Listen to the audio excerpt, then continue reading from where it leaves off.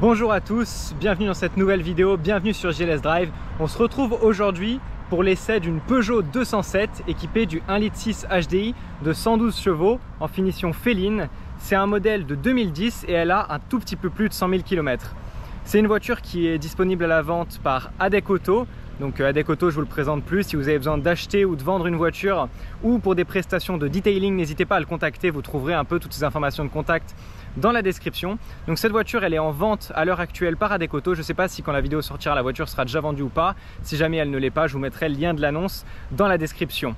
Je vous fais le petit blabla habituel, mais si mes vidéos vous plaisent, n'oubliez pas de vous abonner à la chaîne, de mettre un petit like, de me donner votre avis sur le format en commentaire. N'oubliez pas de me suivre sur Instagram et sur TikTok. Et n'oubliez pas, si vous cherchez une société de production pour votre entreprise dans l'automobile, mais pas que, et surtout pas que, vous trouverez mes informations de contact ainsi que mon site internet dans la description.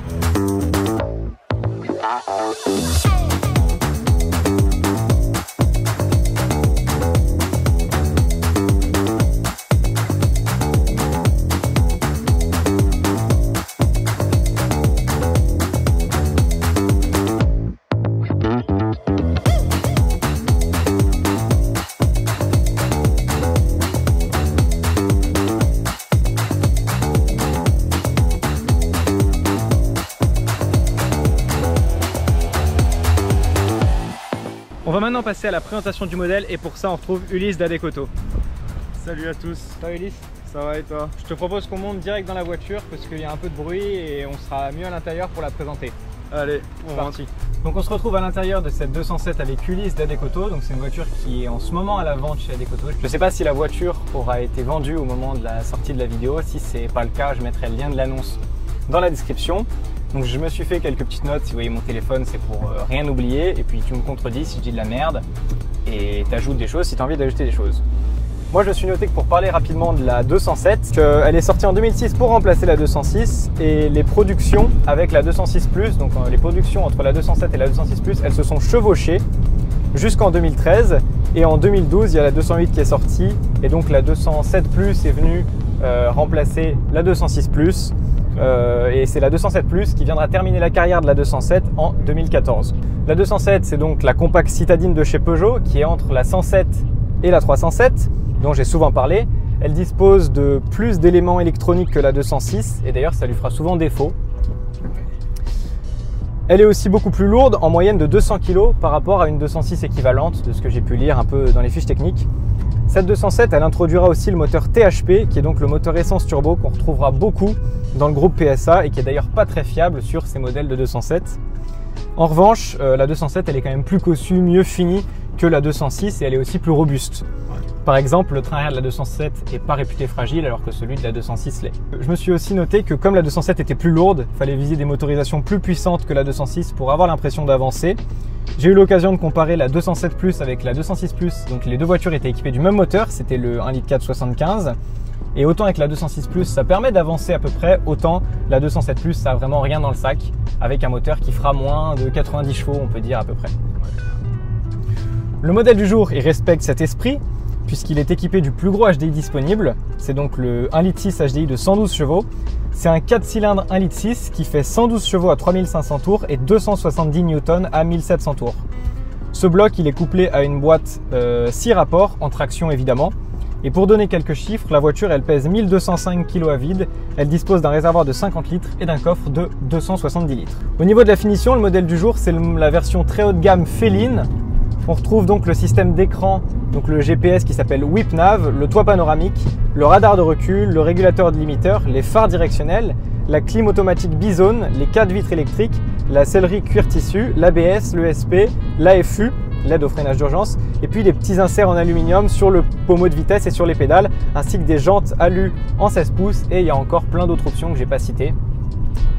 Pour ce qui est des commandes de la voiture, c'est très similaire à la 206 Plus, donc je vous invite à aller voir la vidéo de la 206 Plus pour voir où se trouvent les différentes commandes. Mais globalement, c'est du Peugeot, les commodos de clignotants, de phares, de régulateurs, la climatisation, la commande d'autoradio, c'est la même que dans toutes les Peugeot de ces années-là et même des années d'avant et d'après. Pour commencer par le châssis, qu'est-ce que toi tu pourrais dire sur le châssis de cette 207? C'était des voitures pas non plus hyper haut de gamme à l'époque, mais ça reste quand même des très bons châssis à tout point environ là-dessus. Il n'y a pas trop de gros défauts. Ça tient bien la route. Ça tient bien la route quand on veut. À condition de ne pas aller trop chercher la limite, quoi. Ouais. Mais ouais. On arrive quand même. En vrai, on arrive quand même assez vite à la limite. Ouais. Mais surtout avec le couple du diesel, ouais. le train avant il sature très vite, quoi. Ouais, le train avant il sature. Après, tant qu'on adopte une conduite assez réglementaire, on va dire, elle fait très bien le taf pour ce qu'on lui demande finalement. Ouais. C'est quand même hyper bien équilibré. Les deux trains répondent bien ensemble. C'est équilibré. Il y a pas grand chose à dire. C'est Peugeot en fait, c'est classique. Je dis ça dans toutes mes vidéos, mais vraiment, c'est vraiment châssis classique Peugeot, quoi. C'est bien. C'est pas excellent, mais c'est très bien. Ouais. Pareil au niveau de la direction, on a une belle direction assistée, ça c'est assez agréable. Mais après à ce niveau-là, elle est plutôt précise sans être extrêmement précise. Et le freinage? Ouais. Et le freinage sur ce véhicule-là en particulier, il freine très bien pour le coup. Là-dessus, sur les Peugeot, j'en ai conduit pas mal et j'ai jamais été déçu du freinage. Il est toujours efficace, répondant, sans encore une fois être incroyable. Excellent. Ouais. Au niveau de l'habitabilité et du confort, on peut noter que surtout dans cette finition féline, la voiture elle est super agréable à rouler. Tu as quand même le régulateur limiteur. Moi je trouve qu'elle est plutôt bien insonorisée pour la gamme. Les sièges sont confortables, la position de conduite est bien.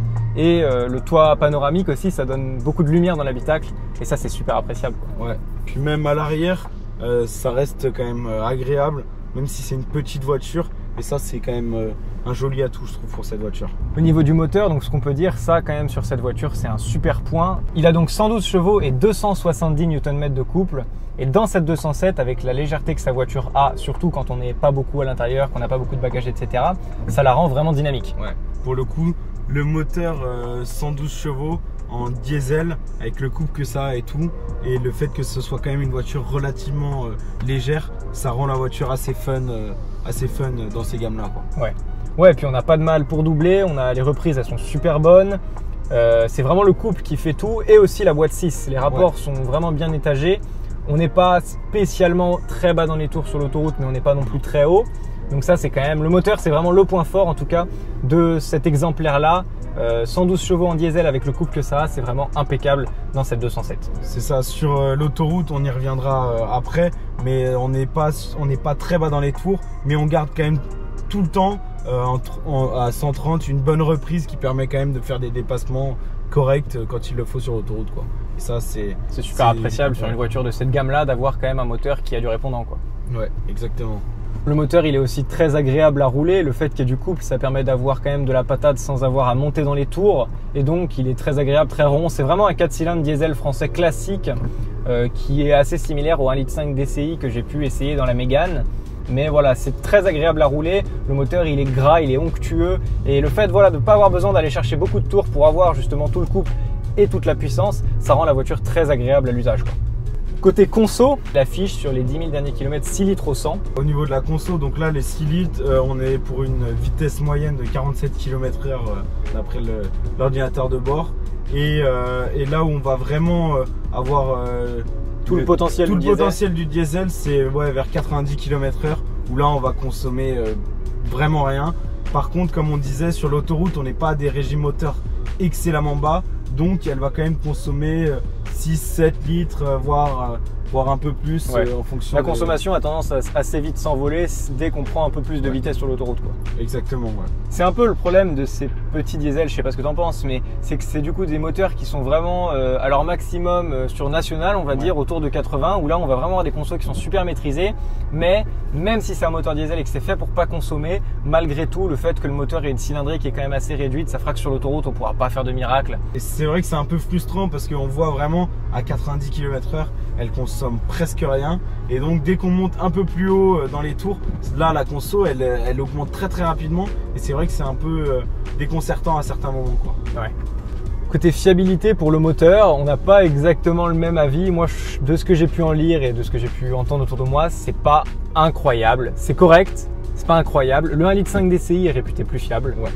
Mais voilà, les principaux défauts qui remontent apparemment, c'est les injecteurs qui peuvent avoir des merdes, le volant moteur et l'embrayage qui peuvent être un peu un peu fragile apparemment, et le FAP, s'il est maltraité, ça par contre, ça pardonne pas. Ouais, là sur ce véhicule, pour un exemple tout simple, le FAP il a été fait en 2019, donc il y a 5 ans, donc il a quand même fallu le faire, mais c'est vrai que c'est pas la fiabilité qu'on connaît du 2 litres, mais ça reste quand même assez fiable. Ouais, c'est vrai que la voiture elle a 100 000 km, en 2019 elle avait 10 ans, et il a fallu faire le FAP, alors qu'un FAP c'est plutôt donné pour 200 000 quoi. Donc cette voiture elle vient de passer les 100 000 km, et il y a quand même pas mal de petits trucs électroniques qui merdent, par exemple le radar de stationnement à l'arrière. Qui fait des faillances, à certains moments il marche, à d'autres moments il marche pas, on a un message d'erreur. Il y a aussi la détection de sous-gonflage des pneus qui à un moment ne fonctionnait plus. Voilà, c'est des systèmes qui sont pas nécessaires au fonctionnement de la voiture, mais c'est quand même assez désagréable d'avoir tout le temps un message d'alerte au tableau de bord qui dit qu'il y a un truc qui merde quoi. C'est ça. Et ça c'est plutôt propre à la 207, en tout cas sur les 207 il y a quand même beaucoup de gens qui font remonter des problèmes d'électronique. C'était un peu l'arrivée de l'électronique sur les voitures d'entrée de gamme, et chez Peugeot ça n'a pas été fait de la meilleure des façons. Mais même que ce soit sur les Clio 3, les C3 de ces années-là, il y a des petits défauts d'électronique. Après, c'est vrai que la 207, elle n'a pas été épargnée. Au niveau de la cote, c'est une voiture qui, en fonction du kilométrage et de l'année, etc., coûte entre 5 et 8 000 euros de ce que j'ai pu voir. Pour un modèle avec une grosse finition, avec un gros HDI comme ça, il faudra compter près de 8 000 euros. Pour des modèles un peu plus kilométrés, peut-être vers 140, 150 000 km avec des finitions un peu moins bien, on pourra s'approcher de 5 000 euros. Ça tient quand même plutôt bien sa cote, hein. Ouais, c'est vrai qu'au niveau de la cote, ça garde une belle cote. Alors c'est vrai que tous les moteurs 70 chevaux qu'on a sur ce véhicule, comme on l'a dit précédemment, c'est vrai que il est plus lourd que la 206. Et sur la 206, il était correct sans être phénoménal. Et là, sur celle-là, c'est trop juste. C'est trop juste. Et donc là-dessus, sur ce type de moteur, la cote, elle a carrément perdu et elle reste assez basse. Par contre, du coup, sur les gros HDI comme ça, qui sont des moteurs qui sont économiques à l'usage parce que c'est possible de ne pas trop consommer et qui ont un agrément de conduite qui est vraiment trop cool, c'est vrai que les véhicules gardent quand même une certaine cote et on s'approche, voilà, ça coûte entre 7 et 8 000 euros selon les modèles que vous pourrez trouver sur Le Bon Coin par exemple. Pour conclure sur cette 207, moi je dirais qu'on peut un peu se poser la question quand même de la cohérence d'avoir un moteur avec des qualités routières entre guillemets aussi bonnes, mais dans un format aussi compact. En fait, malgré tout, on a un coffre qui n'est pas immense, on a des places qui ne sont pas immenses, mais on a un moteur qui donne vraiment envie de rouler. Et en fait, ça s'adressera à quelqu'un, je pense, qui a besoin vraiment de rouler, mais qui a déjà un budget plutôt réduit, parce que forcément, une voiture plus grosse, même avec le même bloc, coûtera un peu plus cher, mais qui aurait aussi peut-être besoin de se garer dans des petits espaces, ou qui n'aurait pas les besoins d'avoir une grosse voiture, mais qui aurait besoin d'avoir une voiture pour rouler, quoi. Ouais, du coup, moi je conseillerais ce véhicule en particulier pour les gens qui habitent dans les zones rurales où ils vont avoir pour aller au travail de la nationale, parce que c'est vraiment là à 90 km/h comme on a dit où elle est la meilleure, et pour lesquels on a besoin de faire quand même pas mal de kilomètres dans la journée sans avoir un véhicule énorme pour trimballer énormément de monde ou du matos et tout ça quoi. Ouais, voilà, c'est vraiment pas une voiture à acheter comme on a pu le dire pour faire de la ville. C'est une voiture qui vous fera regretter de l'avoir achetée pour faire de la ville par exemple, mais par contre voilà, sur des routes comme on vient de le dire, des nationales, ou pour quelqu'un qui habiterait plutôt voilà, hors des villes, ça sera vraiment une voiture qui sera super. Dans cette finition féline, elle est quand même vraiment bien optionnée. Les sièges cuir tissu, ils sont top. Le fait d'avoir le régulateur limiteur, d'avoir l'écran, même si on s'en sert plus, c'est des choses qui sont toujours appréciables. Et puis après, bon voilà, il y a toutes les options, on les a pas détaillées. L'ordinateur de bord évidemment, on peut se connecter via un câble à l'autoradio. La climatisation automatique bizone, c'est quelque chose qui est très appréciable. Le toit panoramique, c'est une super option aussi. Enfin voilà, c'est quand même une bonne petite voiture, je trouve. Et en tout cas, si je devais, je pense, avoir une 207, je prendrais sans hésiter ce 1.6 litre HDI 112 parce que c'est selon moi le meilleur moteur pour la 207 quoi. Bon, et toi, un avis sur cette 207? Ouais, un avis sur la 207, celle-là du coup avec le moteur qu'elle a, moi je la trouve quand même très fun à conduire, c'est vraiment super agréable, et puis limitateur de vitesse pour ces années-là et tout, c'est quand même des choses vraiment appréciables. Le toit panoramique, ça rend vraiment la voiture qui est quand même compacte, on va dire, d'avoir cette ouverture, c'est assez agréable. Et son principal défaut du coup c'est l'électronique. Faut en prendre soin quoi.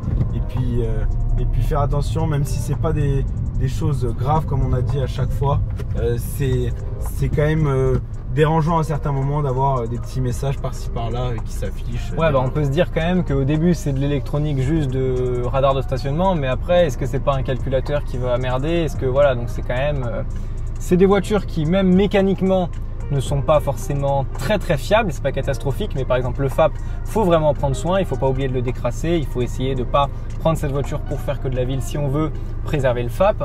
Et après électroniquement on peut un peu rien y faire, mais c'est des voitures où il faudra s'attendre parfois à avoir quand même des petits couacs électroniques. Voilà. Cette vidéo touche à sa fin, j'espère qu'elle vous a plu. Je te remercie de m'avoir permis de présenter sur la chaîne cette 207. Et puis voilà, si jamais vous êtes intéressé par l'achat de ce véhicule, contactez ADEC Auto pour savoir si elle est toujours disponible à la vente. Et puis si jamais vous cherchez un modèle similaire, vous pouvez aussi contacter Ulysse qui s'occupera de vous trouver la pépite. Si vous cherchez une société de production vidéo pour votre entreprise dans l'automobile, mais pas que, et surtout pas que, mes informations de contact sont dans la description, ça vous commencez à le savoir. N'oubliez pas de me suivre sur Instagram @GLSDrive et d'aller suivre Ulysse @ADEC Auto. N'oubliez pas de vous abonner à la chaîne, le petit like, le petit commentaire, ça fait toujours plaisir. Moi je vous remercie de nous avoir regardés et je vous dis à la prochaine pour une nouvelle vidéo. Ciao tout le monde. Ciao.